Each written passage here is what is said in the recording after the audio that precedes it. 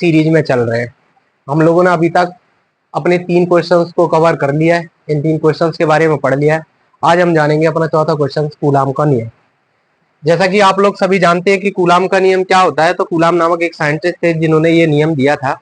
इस नियम के अनुसार अगर मैं बात करूं तो ये नियम केवल और केवल स्थिर आवेश पर ही लगेगा, जो चार्ज रेस्ट में होगा उस पर ही लगेगा। अच्छा, चार्ज के बारे में अगर बात करें तो मैंने कल आप लोगों को बता दिया था बहुत अच्छे से कि चार्ज क्या होता है। चार्ज तो there are 2 types of charge, 2 प्रकार के चार्ज होते हैं, 2 प्रकार के आवेश होते हैं। पहला जो होता है वो होता है धनात्मक आवेश और दूसरा जो होता है वो होता है ऋणात्मक आवेश। धनात्मक आवेश और ऋणात्मक आवेश के संबंध पर अपन लोग ये बात कर सकते हैं कि हम लोगों को धारा भी मिल जाती है और उसी से हम लोगों को पता चलता है कि विभव कैसे क्या करता है, सबका काम कैसे होता है। लेकिन आज अपन केवल बात करेंगे कूलाम के नियम की, और जैसे जैसे अपन आगे बढ़ते जाएंगे सारी चीजें सीखते जाएंगे। तो पहले बात करता हूं मैं कूलाम के नियम की। तो जैसा कि आप लोगों को यहाँ दिखाई दे रहा होगा, जैसा कि आप लोगों को यहाँ दिखाई दे रहा होगा कि अपन लोगों ने कूलाम का नियम लिख रखा है।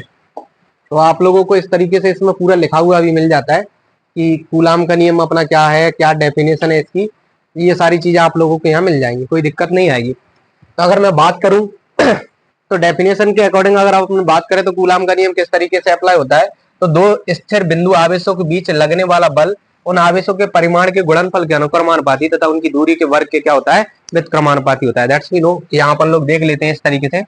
अच्छा, कहने का मतलब अपना क्या है बच्चा, तो कहने का मतलब है कि मान के चलो कोई एक पॉइंट ये है और दूसरा पॉइंट ये है। इन 2 पॉइंट पर इस पर कोई चार्ज रखा हुआ है Q1 और इस पर कोई चार्ज रखा हुआ है Q2, और इनके बीच का जो डिस्टेंस है वो बच्चा क्या है, इनके बीच का जो डिस्टेंस है वो क्या है भाई, तो R है। इनके बीच का डिस्टेंस क्या है, R।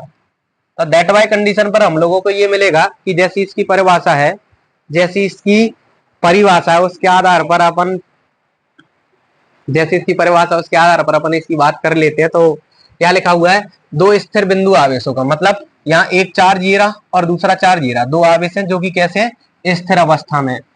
लगने वाला बल, बल भैया इनके बीच में क्या लगेगा, बल। अच्छा, अपन सबको पता था, अपन ने कल पढ़ा था कि जो चार्ज होते हैं Q1 और Q2, इनके बीच में क्या लगता है, बल लगता है। अगर कोई चार्ज Q1 अगर ये पॉजिटिव होगा और दूसरा चार्ज Q2 ये भी कैसा होगा, पॉजिटिव होगा, तो इनके बीच में लगने वाला जो बल होगा वो रिपल्सिव होगा, मतलब प्रतिकर्षित होगा। लेकिन अगर ये चार्ज नेगेटिव और दूसरा वाला भी नेगेटिव हो, तब भी इनके बीच में लगने वाला फोर्स कौन सा होगा, रिपल्सिव ही होगा। यदि विपरीत चार्ज हो, जैसे एक पॉजिटिव चार्ज और एक नेगेटिव चार्ज हो, तो इनके बीच में लगने वाला जो अट्रैक्टिव फोर्स होगा वो तुम्हारा क्या शो करेगा, आकर्षण शो करेगा। ये अपन लोगों को पहले से पता है, तो ये चीज अपन लोगों ने जान ली थी। फिर अगर मैं बात करूं बच्चा, जैसा कि आप सबने पढ़ रखा है, इसकी परिभाषा से ही हम लोग कूलाम के नियम को डिफाइन करते हैं। तो देखेंगे कि क्या बोला था, 2 स्थिर बिंदु आवेशों के बीच लगने वाला आकर्षण या प्रतिकर्षण बल उन दोनों आवेशों के गुणनफल, गुणनफल का मतलब है Q1 इंटू Q2 के अनुक्रमानुपाती। ये जो साइन है वो किसको शो कर रहा है बच्चा, अनुक्रमानुपाती को शो कर रहा है।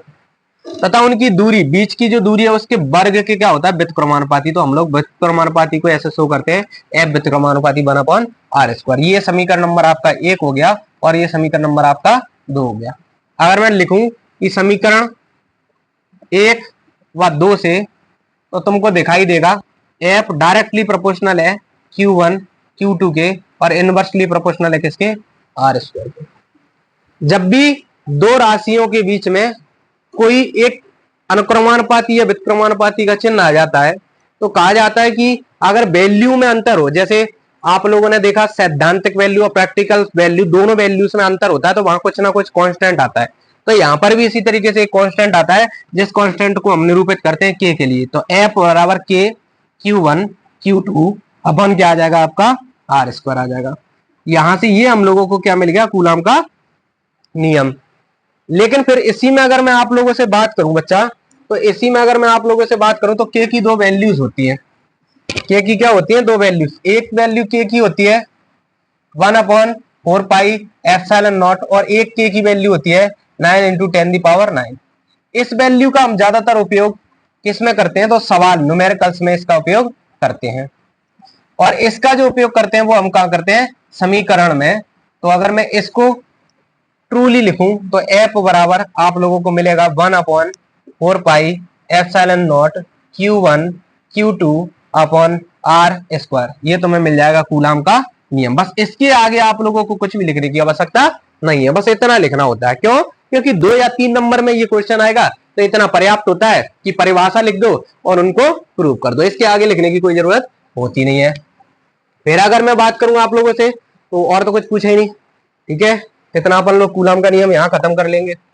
अगला जो क्वेश्चन है आप लोगों का क्या है भाई, तो अगला अपना क्वेश्चन क्या है, विद्युत क्षेत्र की तीव्रता, ठीक है। तो आज अपन लोगों ने कूलम के नियम को खत्म किया। इसके बाद जो अगला क्वेश्चन रहेगा विद्युत क्षेत्र की तीव्रता और विद्युत क्षेत्र रेखा, ये दोनों क्वेश्चन अपन एक साथ खत्म करेंगे। तो आज के लिए कूलम का नियम और ऊपर के 3 क्वेश्चन इनको लर्न करके आते, मिलते हैं कल। Okay, bye bye.